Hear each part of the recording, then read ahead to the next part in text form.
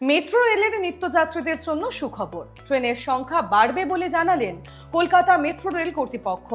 Purple line বা জোকা মাঝেরহাট রুটে বাড়ছে মেট্রো রেলের সংখ্যা।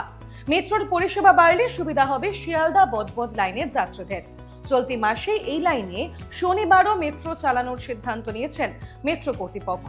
তবে রবিবার এই লাইনে বন্ধ থাকবে মেট্রো রেল। সোমবার থেকে শুক্রবার পার্পল লাইনে জোকা ও মাঝেরহাটের মধ্যে 40টি করে আপ ও ডাউন মেট্রো চলত।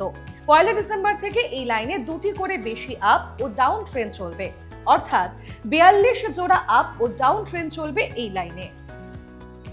1 ডিসেম্বর থেকে এই রুটে মেট্রোর সময়সূচিও বদলাবে। এখন পার্পল লাইনে জোকা থেকে মাঝেরহাটগামী প্রথম মেট্রো ছাড়ে সকাল 6টা 50 মিনিটে। এবার জোকা থেকে প্রথম মেট্রো ছাড়বে সকাল 6টা 40 মিনিটে। মাঝেরহাট থেকে জোকাগামী দিনের প্রথম মেট্রোটি ছাড়ে 7টা 14 মিনিটে। এবার মাঝেরহাট থেকে দিনের প্রথম মেট্রো ছাড়বে 7টা 3 মিনিটে। শেষ ট্রেন ছাড়ার সময়সীমা পরিবর্তন হচ্ছে এই রুটে।